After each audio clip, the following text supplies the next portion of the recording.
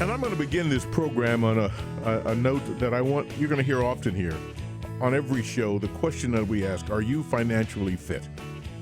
Are you financially fit? No, don't look to the side. I'm asking you to take stock of your situation. Are you financially fit? Do you even know how to be financially fit? Do you know what it means? This program is entirely based on financial literacy, on educating you about being the best consumer you can possibly be, that you can make the right decisions about your home, your family, and your finances. But the question comes up, and if you can believe this, there is a question, and it just seems so unnecessary, but it is absolutely necessary. Should we teach financial literacy in school? Didn't you think that was already being taught? Until you go back and review your history. And then you realize the difference between what you learned in school and what's actually out there in the marketplace. And you realize that you didn't learn. And you didn't demand that you had to learn that your children learn it.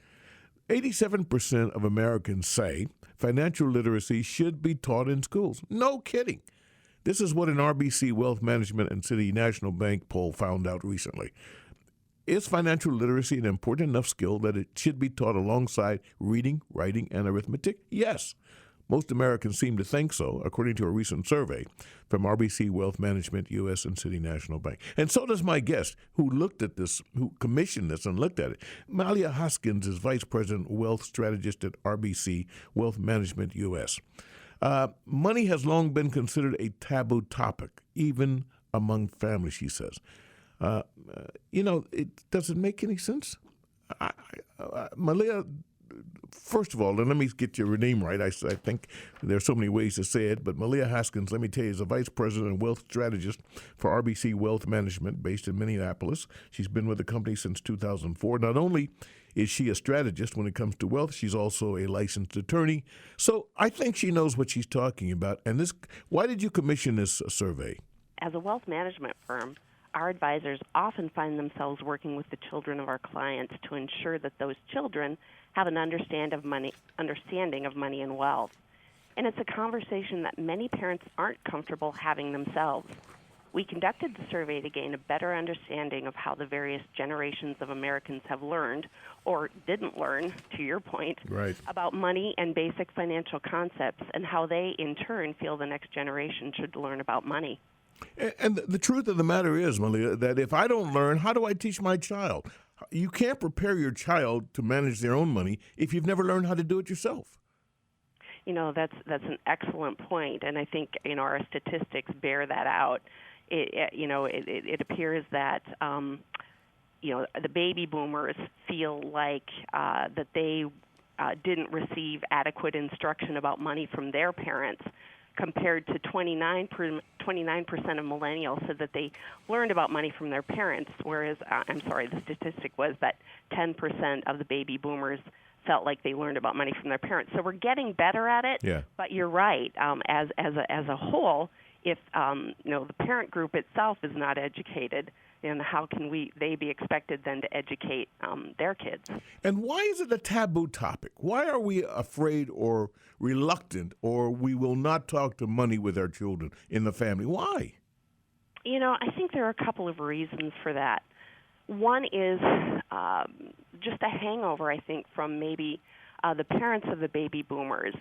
They really felt like money was the responsibility of the parent and not necessarily that of the child. And so it was just something that parents took care of and didn't really feel that it was appropriate to bring the kids into the conversation. Mm-hmm. That's, I think, obviously changing.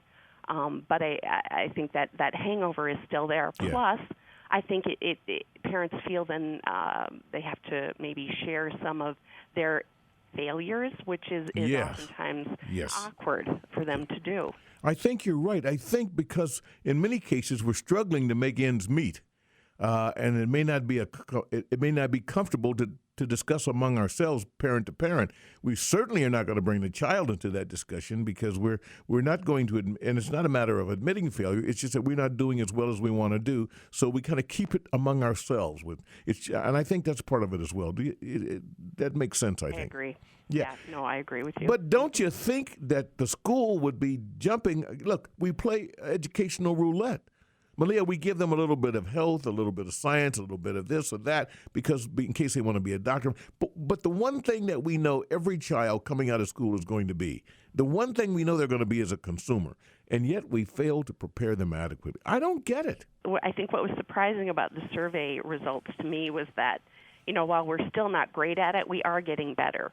Okay. The respondents in the survey in all age ranges, from baby boomers, the Gen Xers, and the millennials, they are still primarily self-taught on the subject. And parents are still shouldering the responsibility of educating the kids. But you're right, it's at a time when the investment options and the financial products that are available are vast, and they're much more complex than ever before.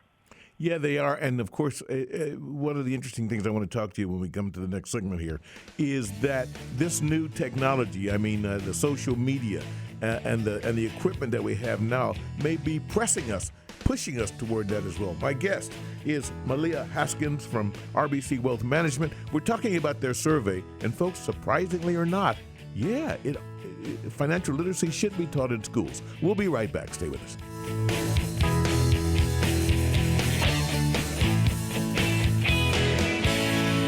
My guest is Malia Haskins, who is wealth strategist with RBC Wealth Management. We're talking about a survey the company did that found that most Americans and most people feel that financial literacy is important enough to be taught in schools. So we're finding, why isn't it taught? The one thing that we know that everybody graduating is going to be is a consumer. Why don't we teach them how to balance a checkbook?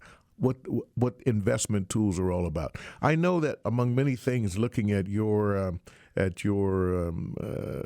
bio here, there are an array of estate planning strategies, everything that you could think of, and you know all about that. But I dare say most of the people you come in contact for the first time have no clue about these things. Is that a fair statement? It's interesting. I think I see a broad spectrum of folks. I would say you're right. The majority of our client base has not been, educated with regard to the more complex financial literacy matters.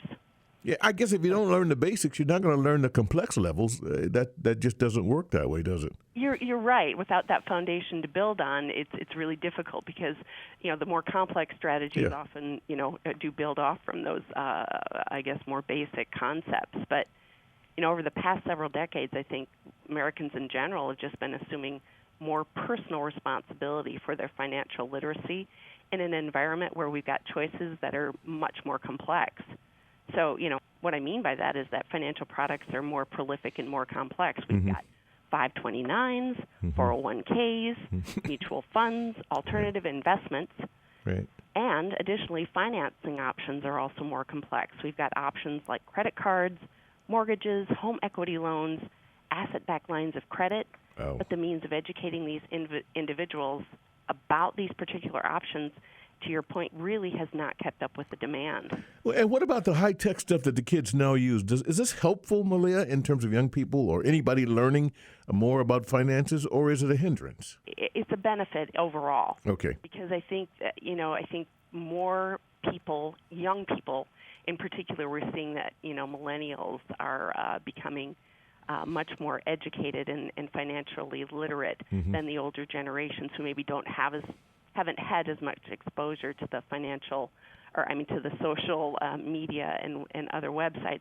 But with that broad array of social media, there is opportunity for, false information or maybe, incorrect information to be out there as well. So, if I think that's where working with a professional, a financial advisor, to help navigate through what is, what is, accurate and true, and help.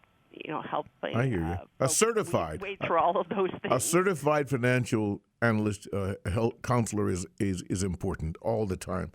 I note that on your website, RBC, you have a financial literacy and generation gap. Give us where do people go to, because this is available to them, and I read through it, and it's good stuff in there. Where should they go to pick this up? RBC US or Wealth Management US has created a financial literacy resource center, and it's on our website.